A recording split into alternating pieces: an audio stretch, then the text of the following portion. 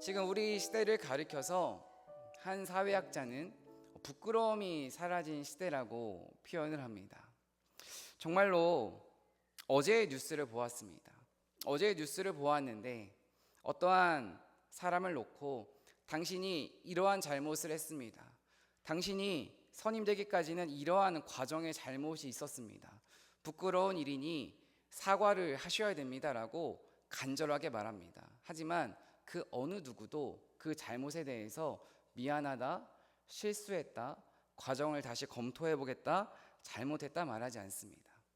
어느 누가 보더라도 부끄러워해야 마땅한 일인데 그 당사자들은 그 어느 누구도 부끄러워하지 않습니다. 최근 담임 목사님께서 저에게 추천해 주신 드라마가 있습니다. 그것은 무엇이냐면 굿 파트너라는 드라마입니다. 그 드라마를 보다 보니까 인상 깊은 대사 하나가 있었습니다. 그 대사가 무엇이냐면 잘못하면 사과하고 용서를 받아야 한다는 간단한 사실을 어른들은 잊는다. 사과할 수 있는 시간은 유한하다. 정말로 그런 것 같습니다. 이 시대의 어른은 어떠한 사람일까요?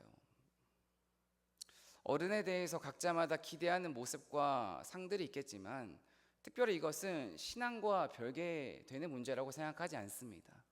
진정한 어른은 잘못했으면 미안하다 말하고 사과할 일이 있으면 내가 잘못 생각했네, 내가 말이 앞섰네 라고 말하면서 먼저 용서를 구할 수 있는 사람이 바로 진정한 어른인 것 같습니다.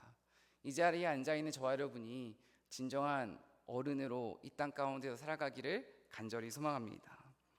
개인적으로 존경하는 어른들이 저를 만날 때마다 반복해서 강조하시는 말씀이 있습니다. 한번 잘 들어보셨으면 좋겠습니다. 그러나 말씀과 기도보다 앞서지 말아라, 인사 잘해라, 잘못했으면 죄송하다 말하고 지키지 못할 약속은 하지 마라, 약속 시간 10분 전에 도착해라, 일찍 다녀라, 감사는 미루지 말아라, 과속하지 말고 신호 잘 지켜라, 함께하는 사람들과 친하게 지내라. 지난 명절 동안 제가 들었던 이야기입니다. 제가 한번 묻고 싶은데요. 제가 방금 말한 내용이 어려운 내용입니까? 쉬운 내용입니까? 그럼 또 한번 제가 질문해 보겠습니다. 제가 방금 말씀드린 내용이 대학교에서 배우는 내용입니까? 유치원에서 배우는 내용입니까? 유치원에서 배우는 내용입니다. 어찌 보면 우리가 이 땅 가운데에서 유치원에서 배우는 것만 잘 지키고 살아도 정말 이 사회가, 이 교회가 더 아름다워질 수 있을 것 같습니다. 신앙도 마찬가지라고 생각합니다. 지금도 저 뒤에 영아부 아이들이 있는데요. 영아부가 유치부로, 또 유치부에서 아동부로, 아동부에서 듣는 그 하나님의 말씀만 마음 가운데 잘 새겨도 사실은 이 땅 가운데에서 참 아름다운 신앙인으로 살아갈 수 있습니다. 하지만 기본과 기초가 참 어려운 것 같습니다.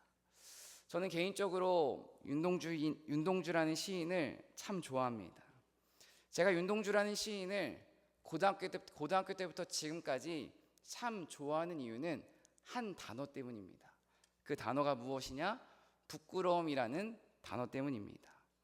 윤동주 시인은 그의 시마다 이 부끄러움이라는 단어가 참 자주 등장하는데요. 이 부끄러움이라는 단어에는 크게 두 가지의 의미가 있습니다. 첫 번째, 어떠한 의미냐면 일을 잘못하거나 양심에 거리끼어 볼낯이 없거나 매우 떳떳하지 못하다. 예를 들어서 나는 거짓말을 한 내 자신이 참 부끄럽다.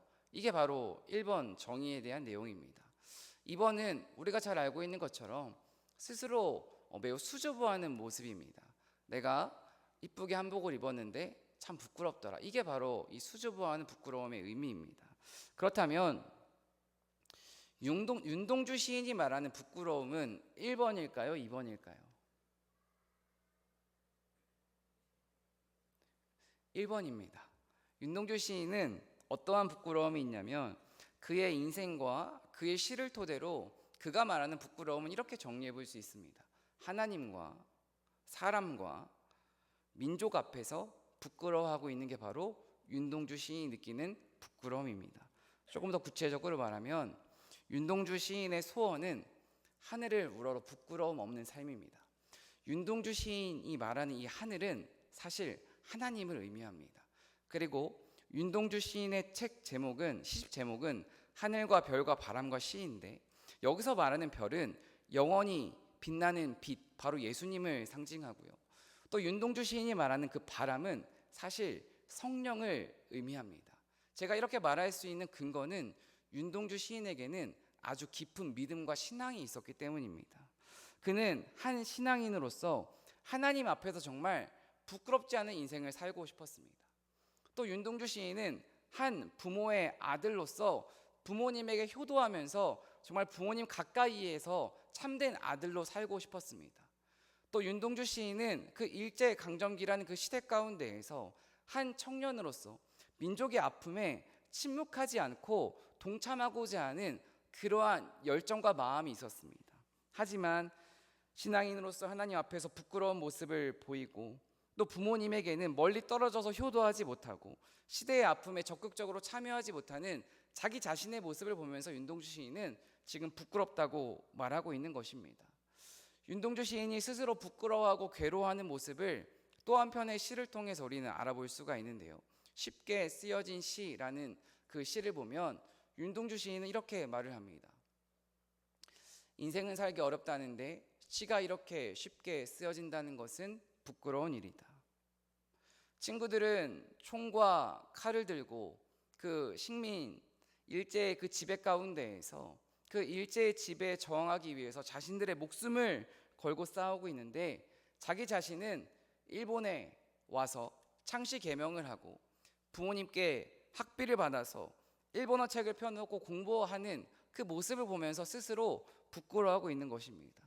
친구들은 조국에서 목숨을 걸고 하루하루 숨죽여 살아가고 있는데, 자신은 일본에 와서 그 육첩방 다다미 위에 앉아가지고 편안하게 책상 앞에서 시를 쓰고 있는 그 자신의 모습에 대해서 윤동주 시인은 지금 엄청나게 괴로워하고 있는 것입니다.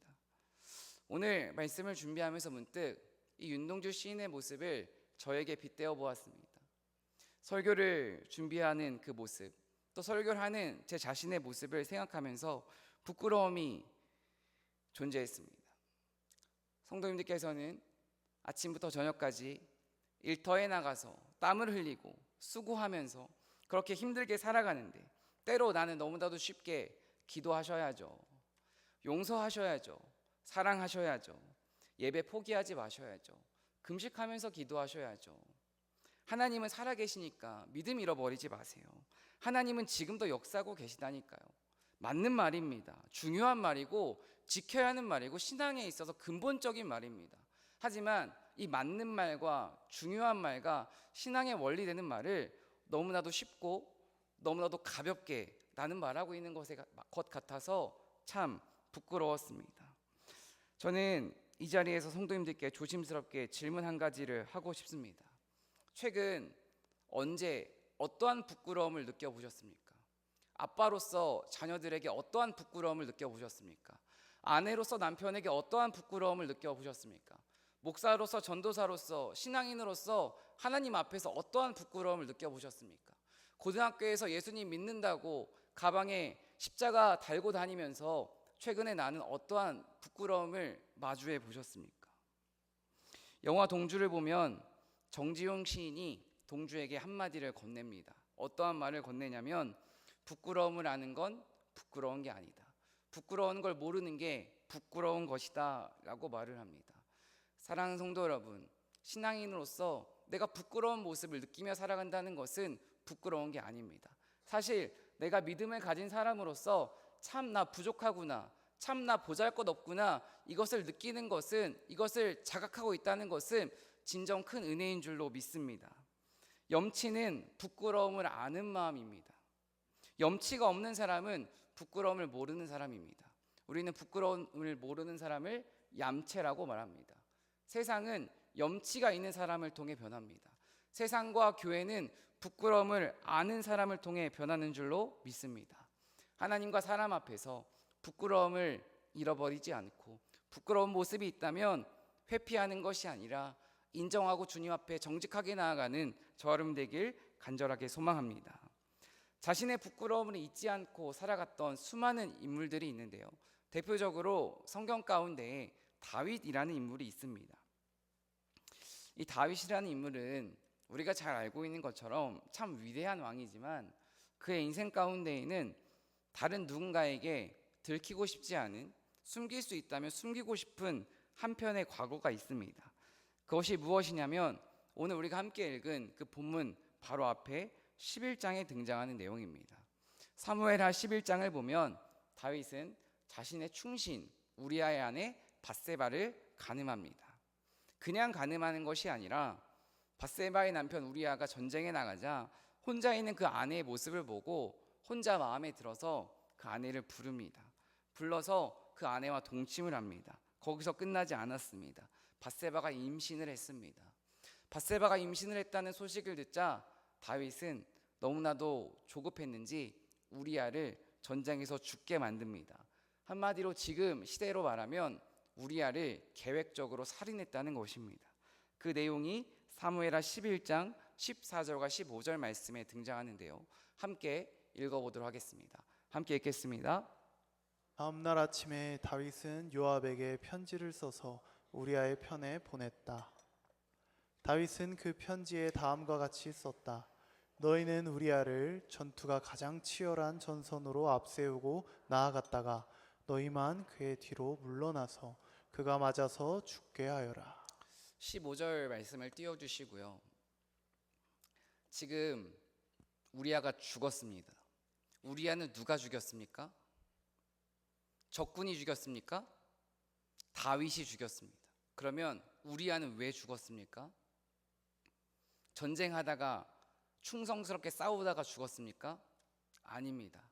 다윗이 자신의 욕망, 절제하지 못한 욕망, 그 욕망을 덮기 위해서 우리아를 희생시켰습니다.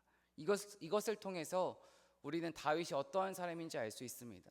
다윗은 어떠한 사람입니까? 간단하게 나쁜 사람입니다. 악한 사람입니다. 하지만 그는 하나님께 쓰임받는 인생을 살아갑니다. 여기서 우리는 이렇게 악한 다윗이 어떻게 하나님께 쓰임받을 수 있었을까라는 질문이 있어야 합니다. 이 질문에 대한 답은 간단합니다. 다윗은 자신의 죄를 하나님과 사람 앞에서 인정하고 회개했기 때문에 하나님께 쓰임받는 인생을 살 수 있었습니다. 사랑하는 성도 여러분, 하나님은 진심으로 회개하는 자의 그 회개를 외면하지 않으시는 분이라는 것을 믿고 살아가는 저와 여러분 되길 간절히 소망합니다. 다윗은 자신의 죄를 철저하게 회개했습니다. 중요한 것은 하나님 앞에서만 하지 않았습니다. 다윗은 사람 앞에서도 나단 선지자 앞에서도 철저하게 자백하며 용서를 구했습니다. 하나님은 하나님을 의지하면서 겸손하게 자신의 죄를 회개하는 그 사람을 결코 외면하지 않고 용서하시는 분입니다. 성경의 수많은 인물들을 생각해 볼까요? 아브라함과 다윗과 모세, 그리고 이 자리에 앉아있는 우리를 생각해 볼까요? 옆에 있는 너와 그리고 나, 우리 모두 마찬가지입니다. 완벽한 사람이 어디 있겠습니까? 모두 연약한 사람입니다. 모두 흠이 있는 사람입니다. 하지만 하나님께서는 이 흠이 있는 우리를 다듬어서 또 연단시켜서 때로는 넘어뜨리셔서 때로는 일으켜셔서 우리를 하나님 앞으로 구원의 길로 초청하고 인도하신다는 것입니다. 우리가 이 땅을 살아가며 수많은 삶의 굴곡이 있지만 그때그때마다 잊지 말아야 하는 것은 하나님의 사랑입니다. 그럼에도 불구하고 나를 사랑하시고 그럼에도 불구하고 나를 안아주시고 누구보다 나를 구원의 길로 인도하기를 원하시는 그 하나님을 믿고 신뢰하며 회개의 자리로 나오기를 원하신다. 이 십자가의 진리를 믿고 살아가는 그 사람만이 세상 가운데에서 영향력 있는 하나님께 영광 올려드리는 믿음의 삶을 살 수 있다는 것입니다. 만약 하나님께서 사랑의 하나님이 아니셨다면 왜 나단 선지자를 다윗 앞에 보내셨을까요?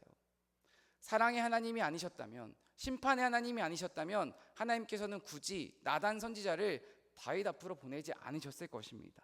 하지만 하나님께서는 다윗을 사랑하고 또 다윗의 죄를 철저하게 심판하기를 원하셨기 때문에 나단 선지자를 다윗 앞으로 보냅니다. 그 말씀이 9절과 10절인데요. 9절과 10절을 교독해 보도록 하겠습니다.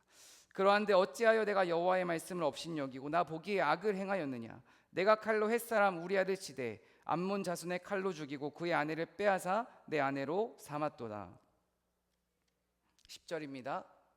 시작. 이제 내가 나를 업신여기고 햇사람 우리아의 아내를 빼앗아 내 아내로 삼았은즉 칼이 내 집에서 영원토록 떠나지 아니하리라 하셨고. 다윗이 밧세바를 간음한 것에 대해서 나단 선지자는 무엇이라 말하냐면 하나님을 업신여기고 악을 행했다고 말합니다. 그리고 칼이 내 집에서 영원히 떠나지 아니할 것이라고 심판을 선포합니다. 그렇다면 여기서 우리가 기억해야 되는 것이 있습니다. 나단 선지자의 책망을 들은 그 다윗의 반응은 어떠했을까요?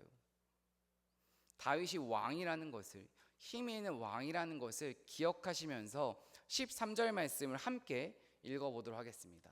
함께 읽겠습니다. 그때 다윗이 나단에게 자백하였다. 내가 주님께 죄를 지었습니다. 나단이 다윗에게 말하였다. 주님께서 임금님의 죄를 용서해 주실 것입니다. 그러므로 임금님은 죽지는 않으실 것입니다. 사무엘하 말씀은 이 다윗의 회개를 한 문장으로 정리합니다. 내가 주님께 죄를 지었습니다. 하지만 시편 말씀, 시편 51편을 보면 이 다윗의 회개에 대한 기도 내용이 길게 기록되어 있습니다. 여기서 우리가 살펴보아야 하는 것은 다윗은 나단 선지자의 책망 앞에서 회피하지 않습니다. 변명하지 않습니다.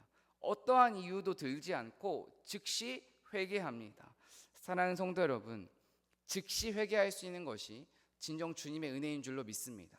내가 회개해야 할 것이 있다면 다음으로 미루지 말고 즉시 회개할 수 있는 저와 여러분 되길 간절히 소망합니다. 또 가까운 인간 관계 가운데에서도 내가 용서를 구해야 하는 것이 있다면 미루지 말고 즉시 용서를 구할 수 있는 그 용기가 저와 여러분 가운데 있기를 간절히 소망합니다. 하나님께서는 우리가 신앙생활을 해나갈 때 때때로 말씀을 통하여서 우리의 마음을 찌르실 때가 있습니다.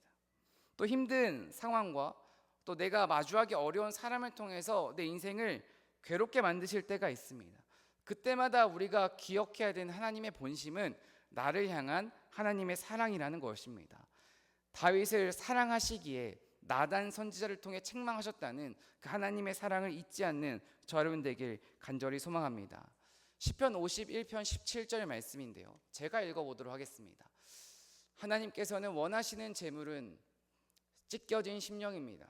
오 하나님, 주님은 찢겨지고 짓밟힌 마음을 멸시하지 않으십니다.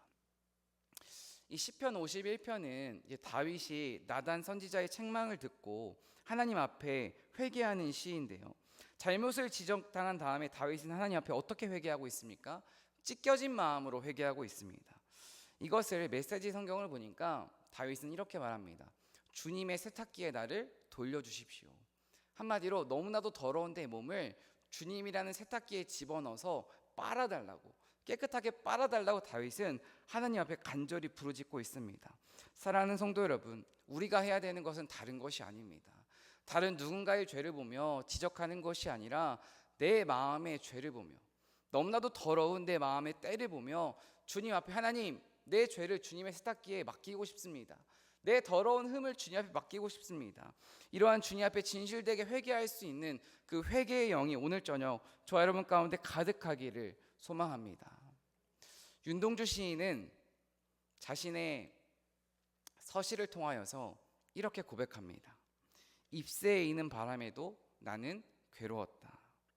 특별히 잎새에 이는 바람이라는 표현이 있는데요, 우리가 이 잎새에 이는 바람에서 이는 바람의 의미를 알아야 합니다. 이는 바람은 무엇일까요? 크게 바람에는 세 종류가 있다고 합니다. 첫 번째는 부는 바람, 두 번째는 떠는 바람, 세 번째는 이는 바람입니다. 첫 번째 부는 바람은 그냥 단순하게 바람이 불 때 우리가 바람이 부는구나 느낄 수 있는 바람입니다. 우리가 우리의 촉각으로 느낄 수 있는 게 바로 부는 바람입니다. 그런데 반대로 이는 바람이란 무엇이냐? 우리가 몸으로 느끼지 못하는 아주 작고 세밀한 바람입니다. 이 잎사귀를 떨어뜨리는 것은 부는 바람이기도 하지만 작은 아주 미세한 바람이라고 윤동주 시인은 표현하고 있습니다. 윤동주 시인은 눈에 보이지 않는, 그 몸에 느껴지지 않는 미세한 바람에도 괴로워하고 있습니다.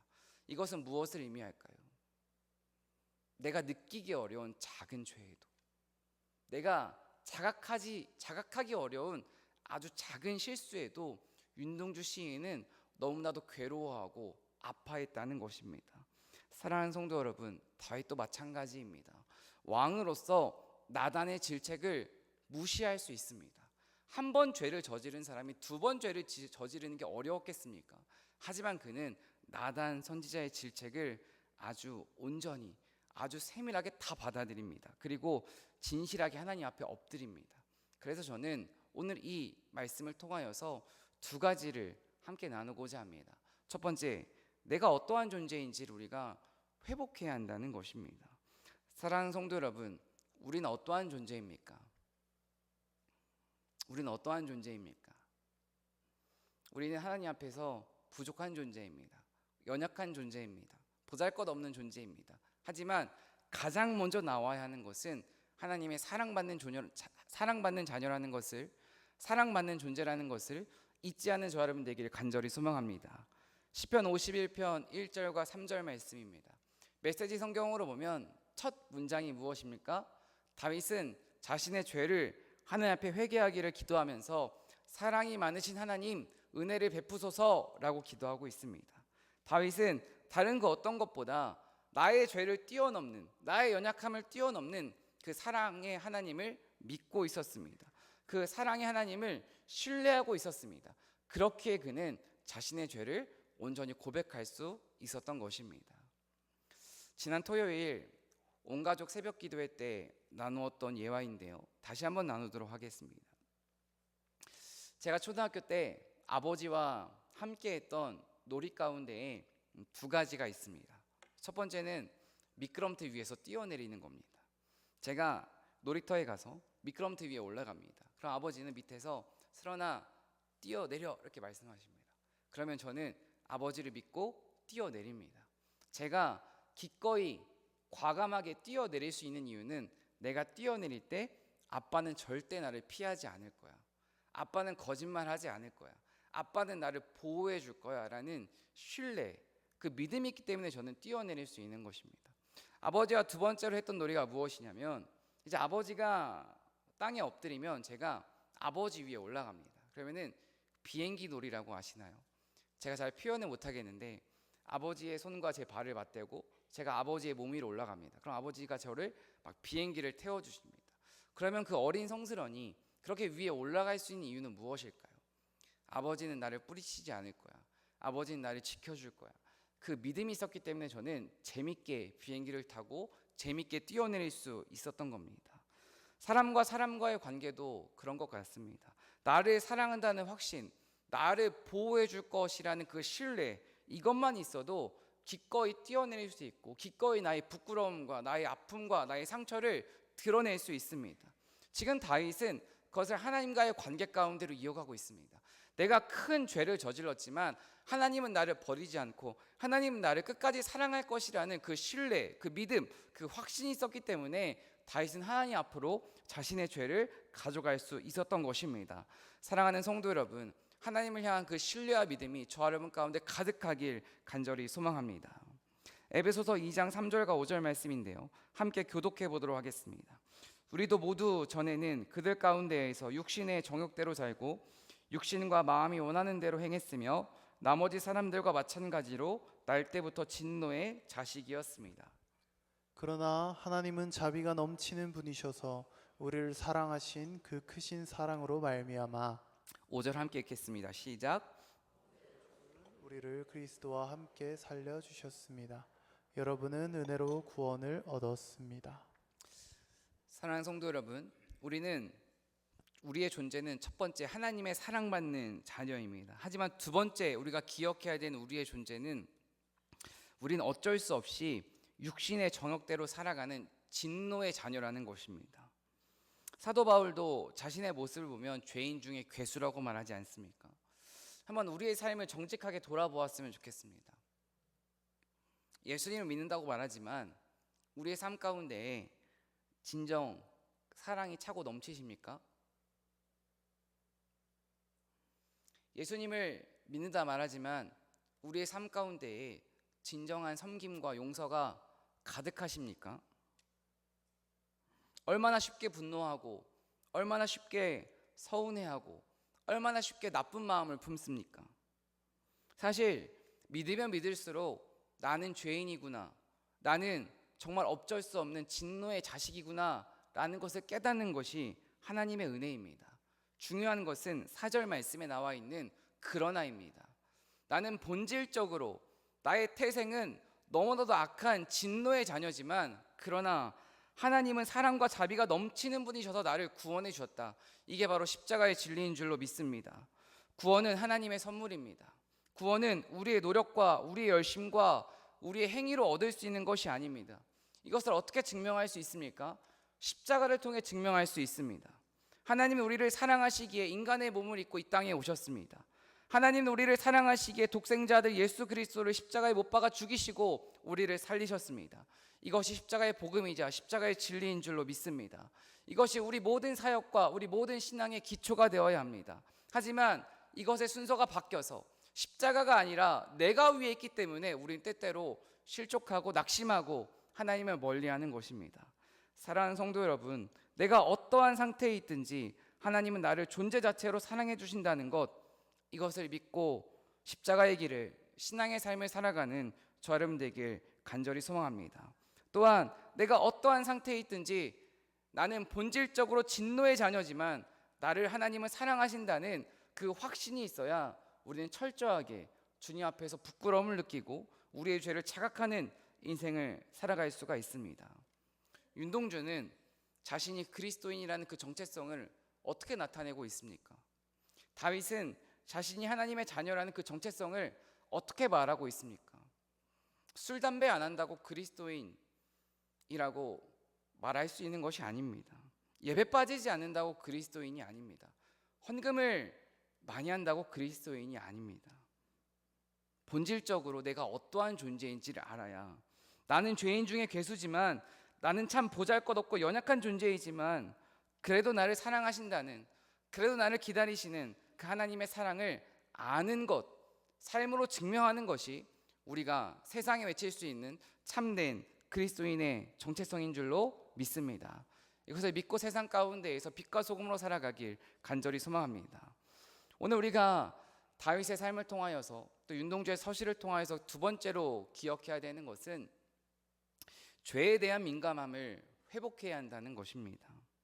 내가 하나님의 사랑받는 존재라는 것을 깨달았다면 두 번째로 우리가 우리의 삶 가운데로 이어가야 되는 것은 내가 지은 죄에 대한 민감함을 회복하면서 살아가야 합니다. 성경을 보면 하나님께 쓰임받는 사람들의 공통점이 있습니다. 그것이 무엇이냐면 다른 사람의 죄가 아니라 자기 자신의 죄에 대해서 상당히 민감하다는 것입니다. 한번 다윗의 고백을 다시 한번 살펴보겠습니다. 시편 51편 3절과 5절 말씀을 교독해 보도록 하겠습니다. 나의 반역을 내가 잘 알고 있으며 내가 지은 죄가 언제나 나를 고발합니다. 주님께만, 오직 주님께만 나는 죄를 지었습니다. 주님의 눈 앞에서 내가 악한 짓을 저질렀으니 주님의 판결은 옳으시며 주님의 심판은 정당합니다. 함께 읽습니다. 실로 나는 죄 중에 태어났고 어머니의 태 속에 있을 때부터 죄인이었습니다. 51편 3절과 5절 말씀을 보면 모든 방향이 자기 자신을 향해 있습니다. 우리가 잘 알고 있는 사도 바울의 고백을 한번 제가 읽어보겠습니다. 로마서 7장 21절과 25절입니다. 그러므로 내가 한 법을 깨달았노니 곧 선을 행하기 원하는 나에게 악이 함께 있는 것이로다. 내 속사람으로는 하나님의 법을 즐거워하되 내 지체 속에서 한 다른 법이 내 마음에 복과 싸워 내 지체 속에 있는 죄의 법으로 나를 사로잡는 것을 보는도다.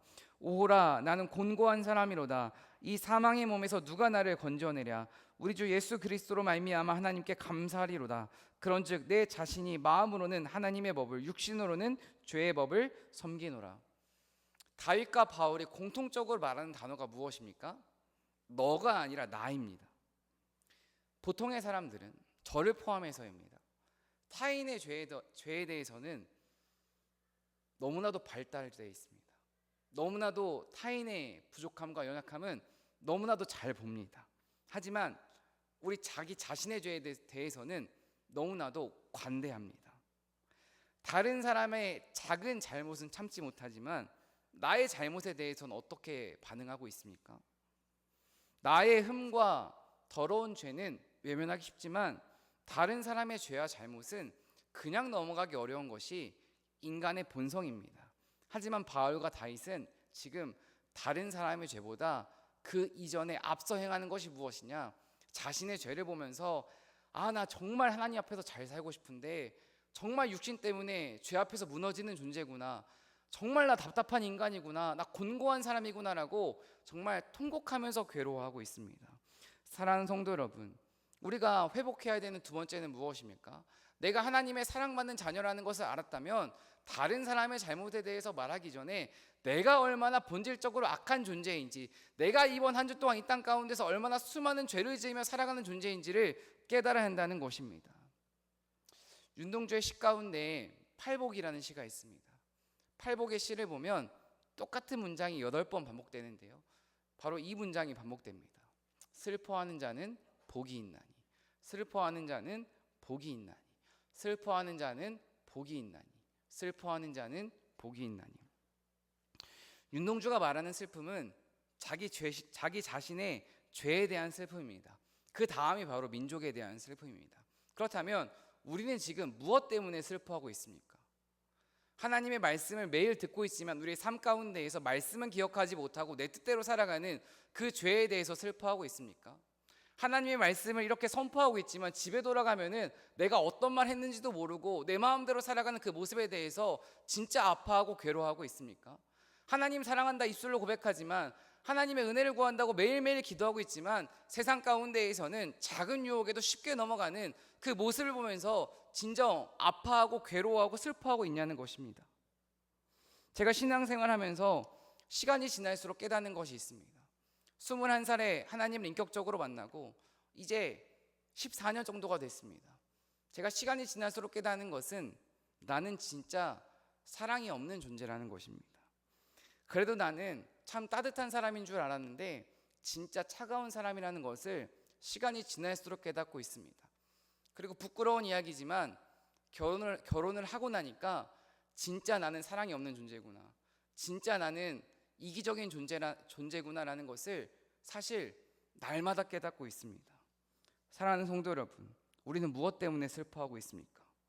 하나님을 더 사랑하지 못하는 모습에 대해 정말 애통하는 그 모습이 있습니까? 다른 사람의 잘못, 어떠한 공동체에 대한 그것에 대해서는 너무나도 쉽게 말하지만 내 모습에 대해서 정말 철저하게 슬퍼하고 애통하는 그 모습이 있습니까? 그 애통함이 저 여러분 가운데, 우리의 삶 가운데 가득하길 간절히 소망합니다. 시편 51편 12절과 13절입니다. 함께 읽도록 하겠습니다. 함께 읽겠습니다.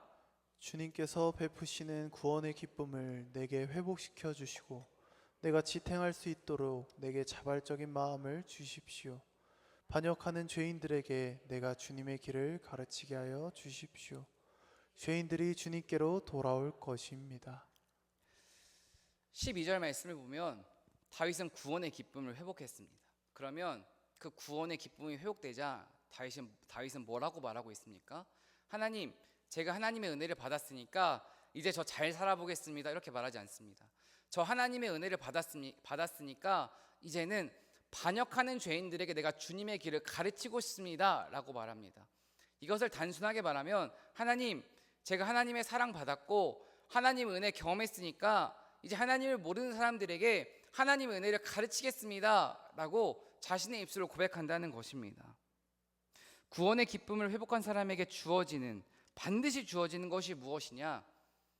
아프고 소외되고 연약하고 지금도 세상 가운데에서 혼자 아파하고 있는 그들에 대한 관심입니다. 조금 더 나아가서 믿지 않는 이들에 대한 영혼 구원에 대한 열정은 하나님의 은혜를 경험한 사람이라면 반드시 품어야 하는 열정이라는 것입니다. 사랑하는 성도 여러분, 신성교회에서 사역할 수 있어서 참 감사한 것 중에 한 가지는 우리의 바자회, 우리의 부흥회, 우리의 체육대회가 우리만을 위한 행사가 아니라는 것입니다. 우리의 바자회는 무엇을 위한 행사였습니까? 지역 사회와 이웃을 위한 바자회였습니다. 우리의 체육대회는 무엇을 위한 체육대회입니까? 우리가 모여서 땀을 흘리고 함께 행복한 시간을 보내는 것도 중요하지만 사실 우리 신성교회 체육대회의 아주 중요한 목적은 내가 믿지 않는 이들을 전도 대상자를 마음에 품고 그를 위해 기도하면서 그를 교회로 초청하기를 애써 보자는 것입니다.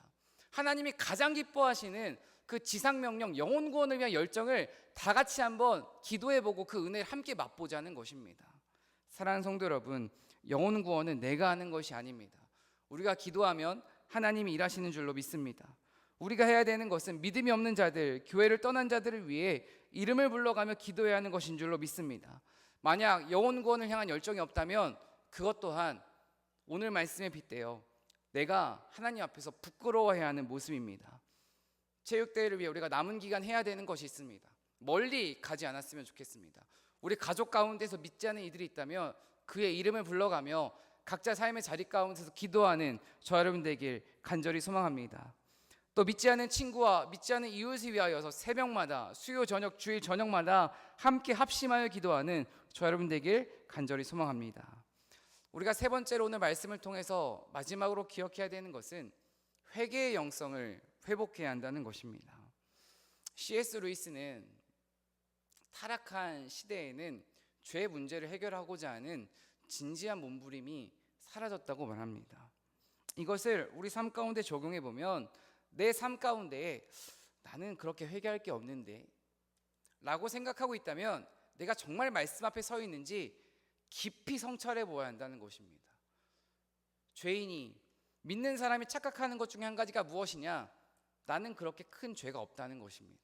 나는 교회도 다니고 신앙생활도 하고 있고 기도도 하고 예배도 드리기 때문에 나는 죄인이 아니라는 것입니다. 하지만 우리 삶을 날마다 말씀에 빗대어 보면 사실 우리는 죄인일 수밖에 없습니다. 우리가 내세울 것이 얼마나 있겠습니까?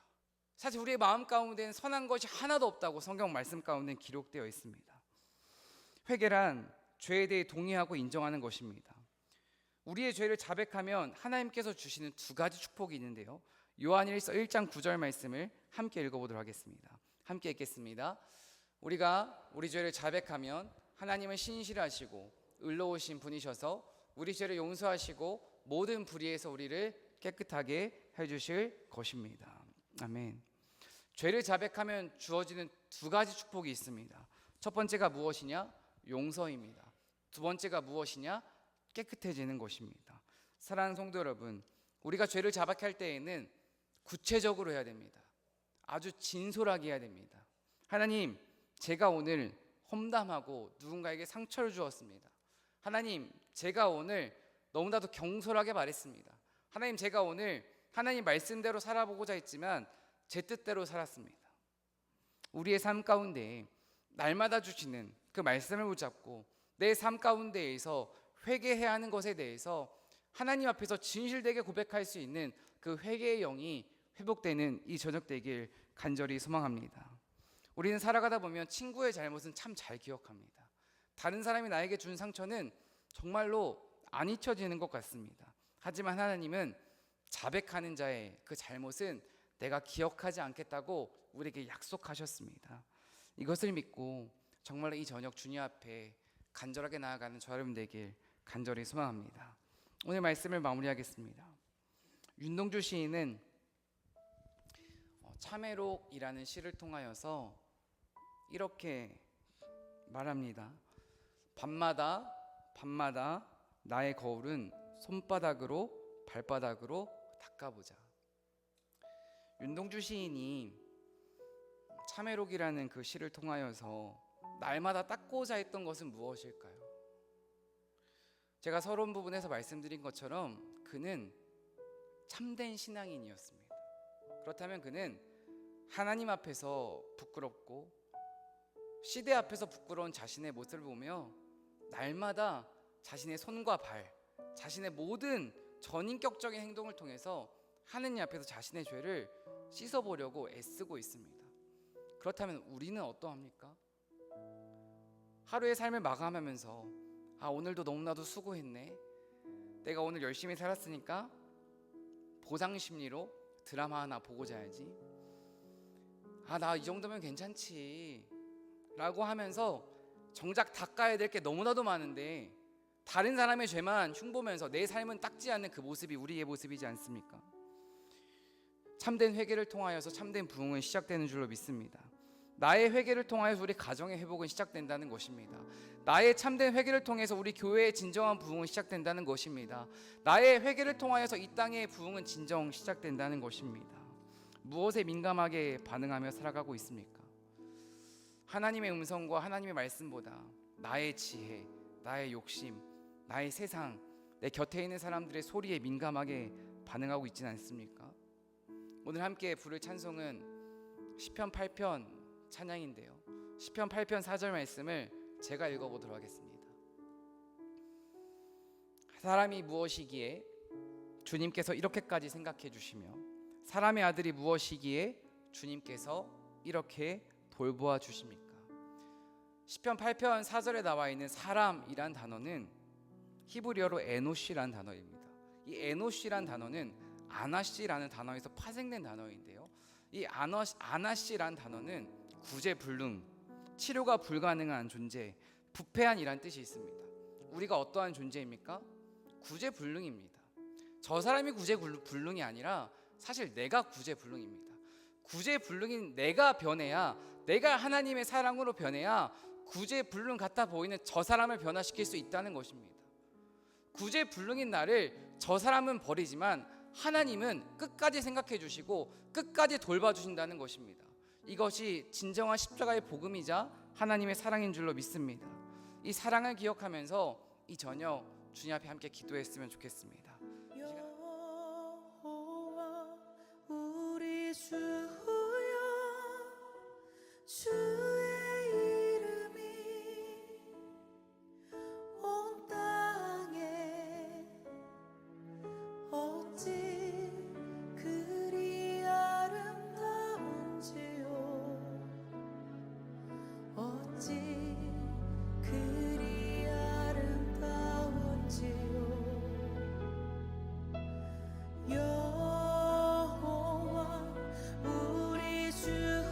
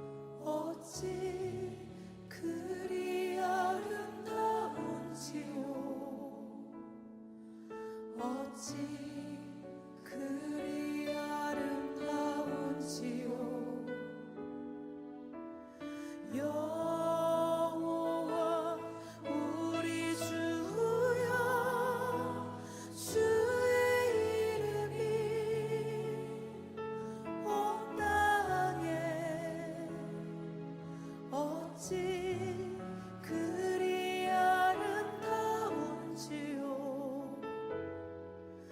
어찌